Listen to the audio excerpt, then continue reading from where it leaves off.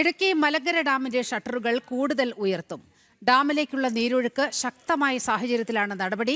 3 ഷട്ടറുകൾ 1 സെന്റിമീറ്റർ കൂടി ഉയർത്തിയാണ് വെള്ളം പുറത്തേക്ക് ഒഴുക്കുന്നത്. തൊടുപുഴ മൂവാറ്റുപുഴയാറിന്റെ തീരത്ത് താമസിക്കുന്നവർ ജാഗ്രതാ നിർദ്ദേശം നൽകിയിരിക്കുകയാണ്. വിവരങ്ങളുമായി സുബിൻ തോമസ് ചേരുന്നുണ്ട്. സുബിൻ, എന്താണ് ഇപ്പോൾ വൃഷ്ടിപ്രദേശത്തെ ഒരു സ്ഥിതി? കൂടുതൽ നീരൊഴുക്ക് ഉണ്ടോ അവിടെ?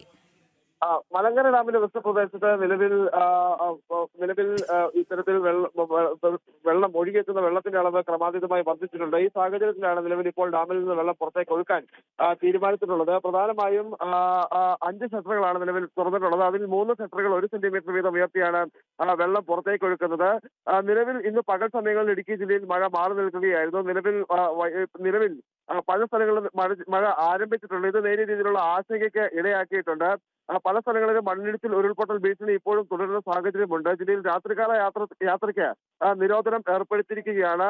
പ്രധാനമായും അടിമാലി നേര്യമംഗലം വനപാതയിൽ ഒരു രീതിയിലുള്ള യാത്രയും നടത്തരുതെന്നാണ് നിർദ്ദേശം. അതോടൊപ്പം തന്നെ രാത്രി 7 മണി മുതൽ രാവിലെ 8 മണി വരെ ഇടുക്കി ജില്ലയിലെ മലയോര മേഖലയിലേക്കുള്ള യാത്ര പൂർണ്ണമായും ഒഴിവാക്കണമെന്നാണ് നിർദ്ദേശം. അതോടൊപ്പം തന്നെ ജില്ലയിൽ ദുരിതാശ്വാസ ക്യാമ്പുകൾ പ്രവർത്തിക്കുന്ന എല്ലാ വിദ്യാഭ്യാസ സ്ഥാപനങ്ങൾക്കും ജില്ലാ കളക്ടർ അവധിയും പ്രഖ്യാപിച്ചിട്ടുണ്ട്.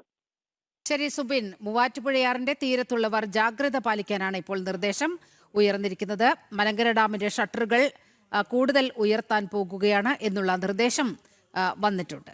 സുബിനാണ് വിശദാംശങ്ങൾ പങ്കുവച്ചത്.